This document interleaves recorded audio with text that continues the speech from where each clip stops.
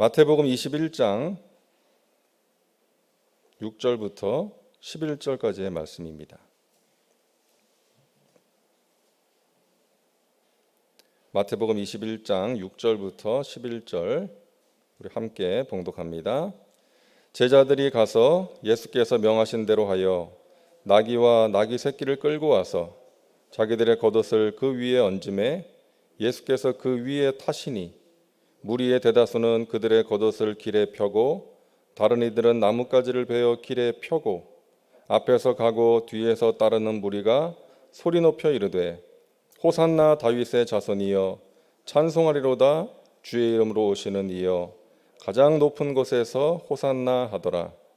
예수께서 예루살렘에 들어가시니 온 성이 소동하여 이르되 이는 누구냐 하거늘 무리가 이르되 갈릴리 나사렛에서 나온 선지자 예수라 하니라. 아멘. 나귀를 타시고 예루살렘으로, 이런 제목으로 잠시 말씀을 나누겠습니다. 오늘 말씀은 예수님께서 예루살렘으로 들어가시는 장면인데요. 제자들이 끌고 온 나귀 새끼를 타시고 이제 예루살렘으로 들어가시는데, 이 장면을 보면서 우리가 알아야 될 몇 가지 중요한 의미를 함께 생각해 보고자 합니다. 첫째는 예언의 성취입니다. 예수님께서 나귀 새끼를 타고 예루살렘에 들어가신 것은 구약의 선지자를 통해서 하나님께서 예언하신 내용이었어요. 오늘 본문 4절과 5절입니다. 이는 선지자를 통하여 하신 말씀을 이루려 하심이라.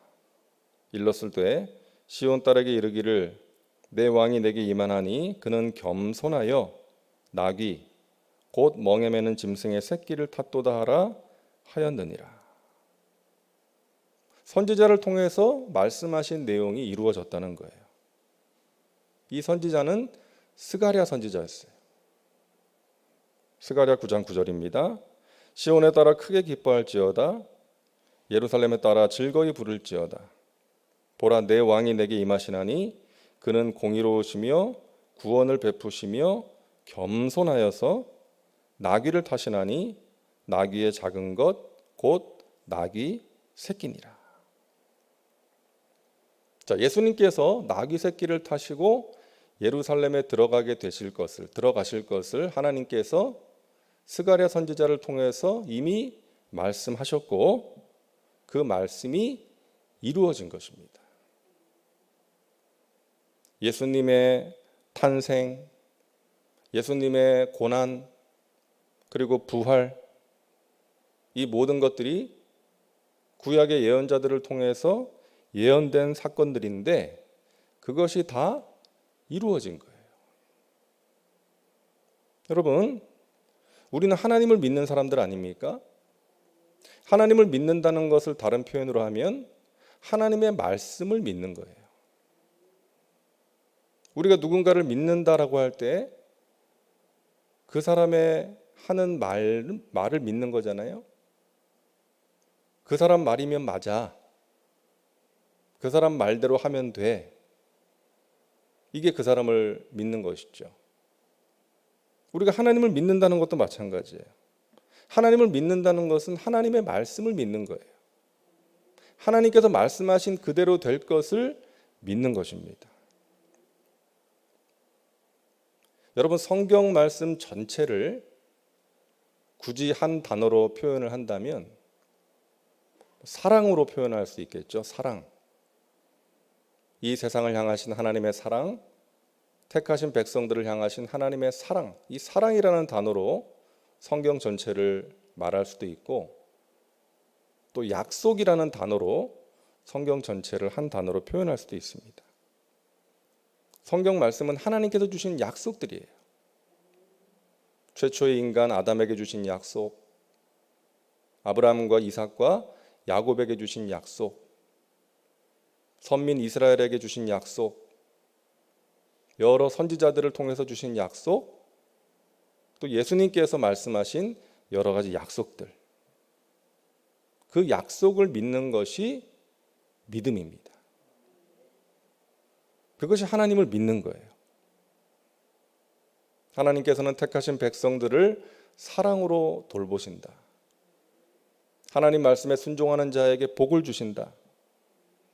합력하여 선을 이루신다. 내가 만난 안 좋은 일까지도 하나님께서는 사용하셔서 하나님의 선하신 뜻을 이루실 것이다. 합력하여 선이 되게 하신다. 이것을 믿는 것입니다. 그것을 보여주는 대표적인 인물이 요셉 아니겠어요? 요셉. 하나님께서는 요셉에게 꿈을 통해서 약속하셨어요. 그런데 그때부터 요셉의 삶은 고난으로 접어듭니다.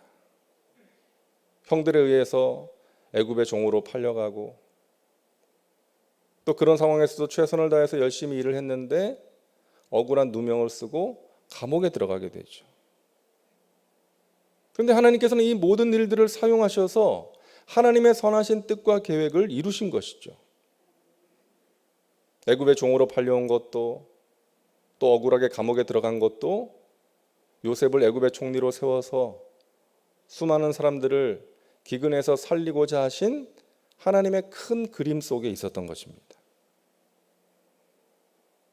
요셉보다 더 확실하게 보여주는 분이 예수님이시죠.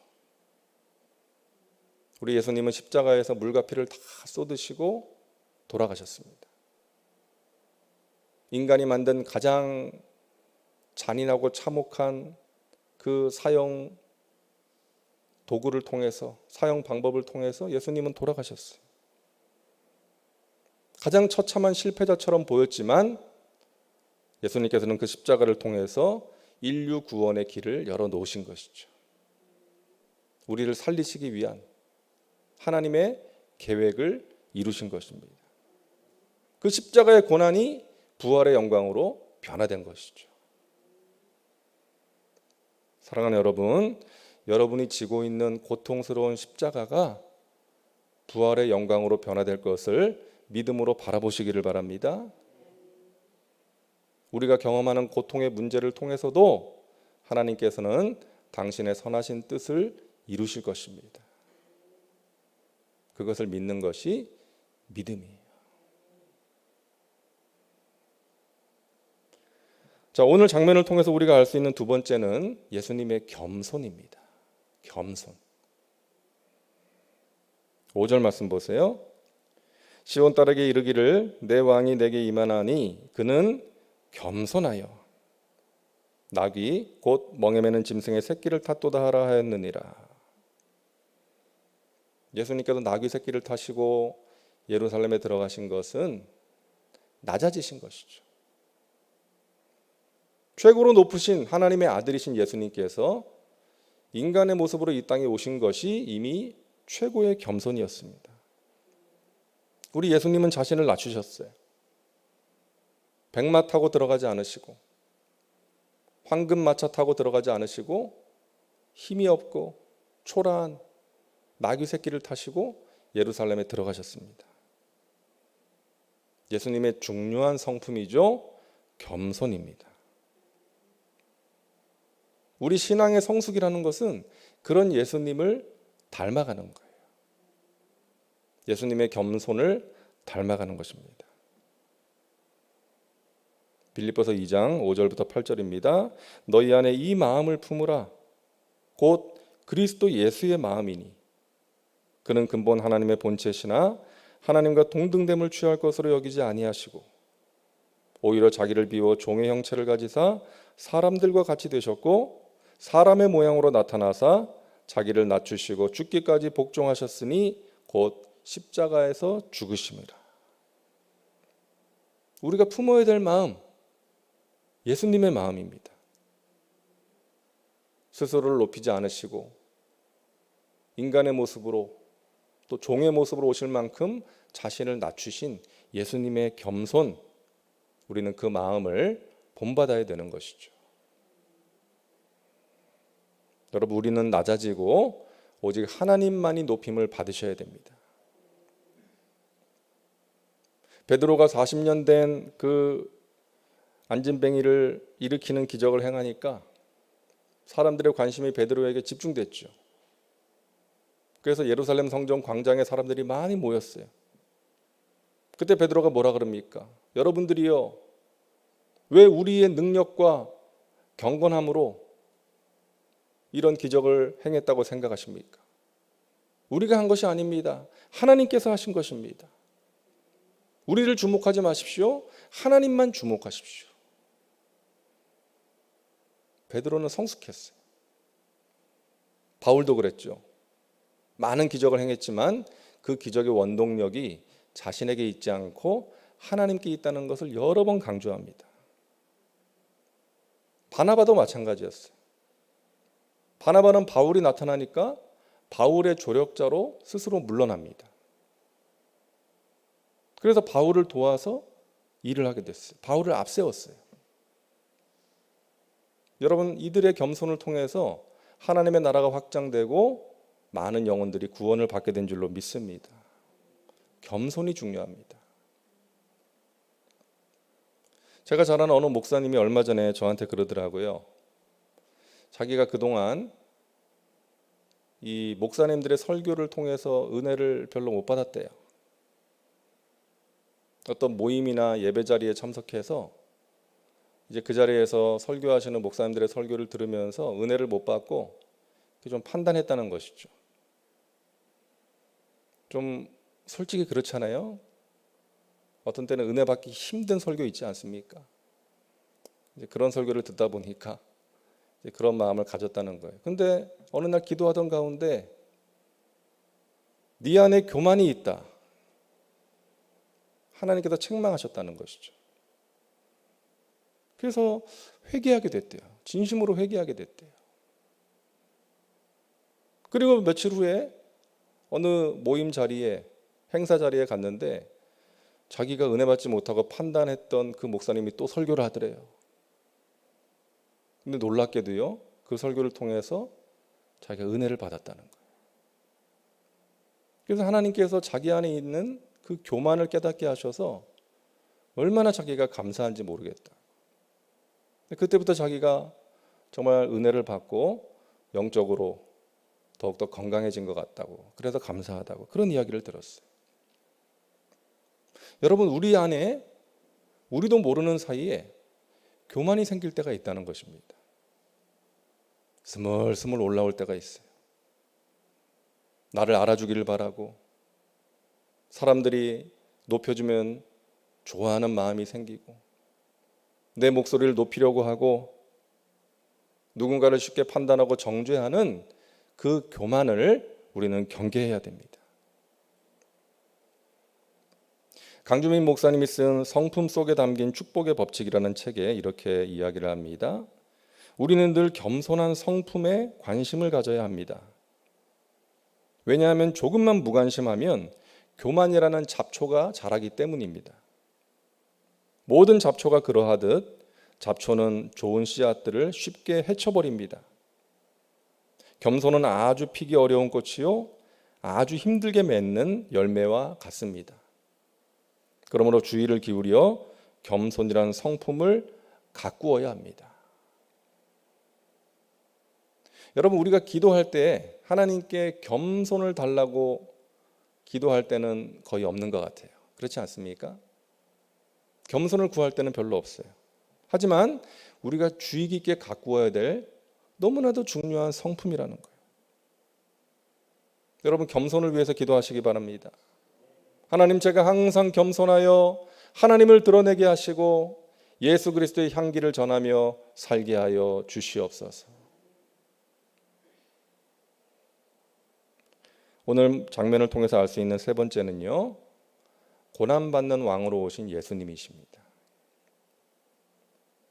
예수님이 예루살렘으로 들어가시는데 사람들이 막 환호를 합니다.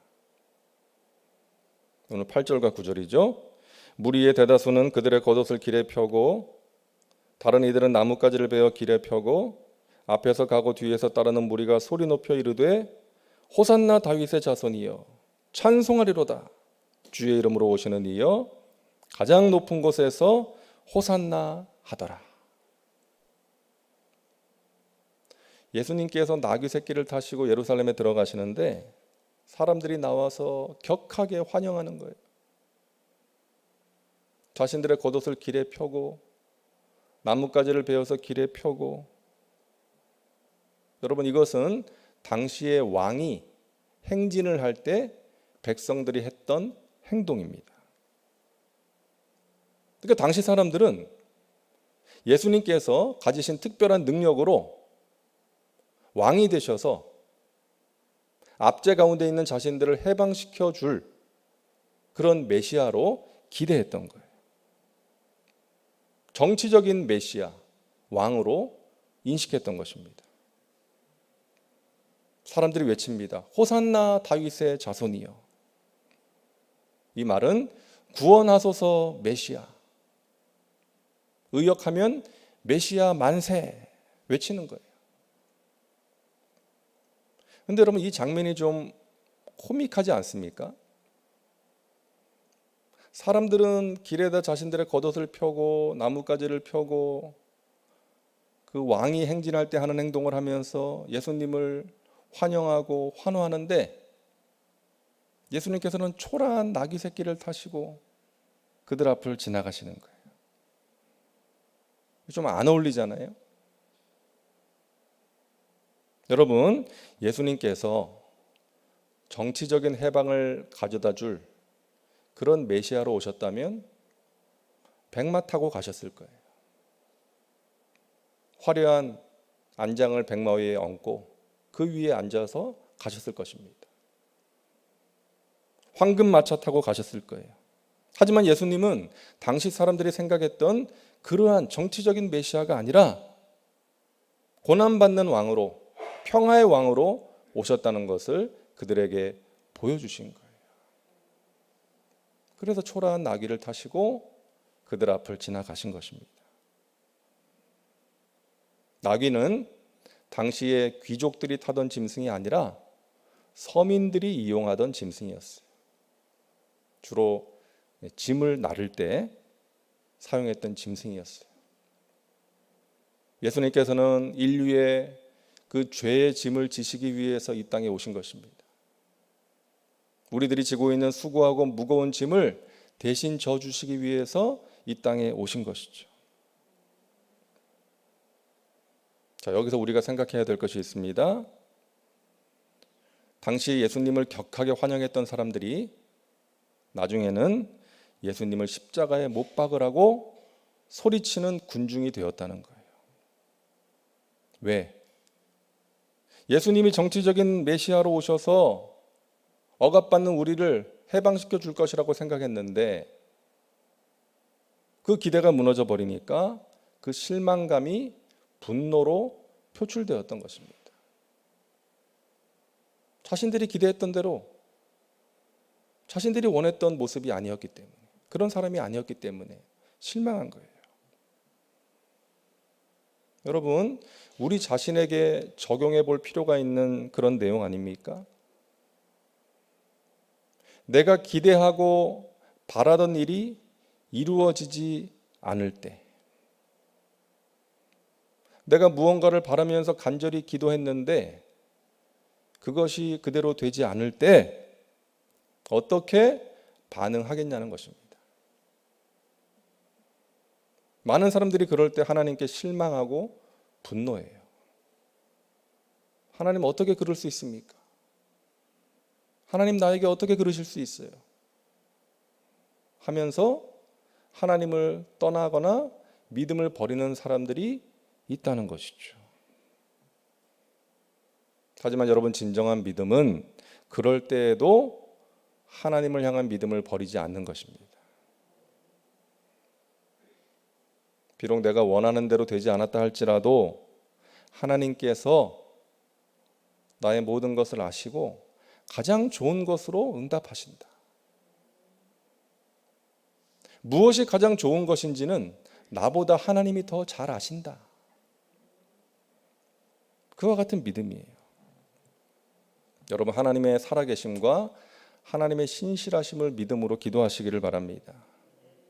그리고 그 기도의 결과는 하나님께 맡기세요. 나보다 나를 더 잘 아신 하나님께서 가장 좋은 것으로 응답해 주실 것이다.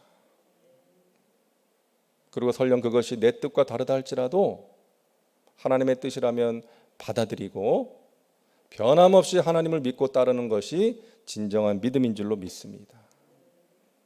여러분, 그런 사람 되시기를 주님의 이름으로 축원합니다. 하나님을 향한 굳건한 믿음으로 기도하시고 그 기도의 결과는 하나님께 맡기시고 나의 삶 가운데 하나님 함께 하셔서 가장 좋은 것을 나에게 주신다. 너희가 자식이 떡을 달라 하는데 돌을 줄 사람이 없고 생선을 달라 하는데 뱀을 줄 사람이 없지 않느냐. 하물며 너희를 사랑하시는 하나님께서 너희가 구하는 것에 좋은 것을 주시지 않겠느냐. 신실하신 하나님을 믿으라는 것이죠. 여러분, 그 믿음으로 기도하시고 그 믿음으로 승리하시기를 주님의 이름으로 축원합니다. 여러분, 평생 하나님을 믿음으로 붙드시고 하나님의 품 안에서 하나님이 주시는 좋은 것들을 누리고 믿음으로 승리하는 삶을 살아가시기를 주님의 이름으로 축원합니다. 하나님께서 여러분을 사랑하시고 여러분과 함께 하십니다. 기도합니다. 하나님, 오늘 나귀를 타시고 예루살렘에 입성하시는 예수님을 보면서 우리에게 귀한 메시지를 주시니 감사합니다. 항상 하나님과 동행하게 하시고 겸손하게 하시고 하나님의 살아계심과 전능하심을 믿음으로 기도하게 하여 주옵소서. 나의 삶 가운데 가장 좋은 것으로 함께 하신 하나님, 나의 간절한 기도에 가장 좋은 하나님의 때에 하나님의 방법으로 응답하시는 하나님, 그 하나님을 향한 믿음으로 끝까지 승리할 수 있도록 주님 저희들을 붙들어 주시고 인도하여 주시옵소서. 우리 마음에 있는 간절한 소원 주님 아시오니 하늘 문을 여시고 응답하여 주시고 영혼이 잘된 같이 범사가 잘되며 강건한 하나님의 복을 풍성히 누리고 나누며 살아가게 하여 주옵소서. 육신의 질병으로 고통 중에 있습니다. 하나님 능력의 손으로 붙들어 주옵소서. 죽은 자를 살리시고 없는 것을 있는 것으로 부르시는 전능하신 하나님, 야훼라파 치료의 하나님, 치료의 광선을 비추어 주시고 주님의 그 보혈의 능력으로 함께 하셔서 우리를 깨끗게 하시고 강건하게 하여 주옵소서. 예수 그리스도 이름으로 명하노니 모든 질병의 세력은 떠나갈지어다. 예수 이름으로 모든 통증은 사라질지어다. 각종 암은 소멸될지어다. 혈관이 깨끗하게 될지어다. 골절된 부위가 회복될지어다. 심장질환 뇌질환은 떠나갈지어다. 오장육부는 강건하게 될지어다. 마음의 병, 우울함, 두려움, 근심, 걱정 떠나갈지어다. 하나님의 평강으로 저희들을 붙들어 주시고 날마다 하나님의 은혜 가운데 깊이 잠겨서 하나님이 주시는 말씀을 믿음으로 붙들고 마침내 승리할 수 있도록 인도하여 주시옵소서. 우리 자녀들 축복합니다. 하나님을 사랑하는 믿음의 자녀들 되게 하여 주옵소서. 이 세상의 가치관을 따라 살아가는 것이 아니라 하나님 나라의 가치관을 따라서 하나님의 말씀을 따라 살아감으로 내 삶 가운데 함께 하시고 하나님이 행하시는 그 은혜의 역사를 체험할 수 있도록 주님 도와 주시옵소서. 우리 사랑하신 하나님의 백성들 늘 주님의 품 안에서 영혼이 잘된 같이 범사가 잘되며 강건한 복을 받아 누리고 나누며 살게 하여 주시옵소서. 감사드리며 예수님의 이름으로 축복하며 기도하옵나이다. 아멘.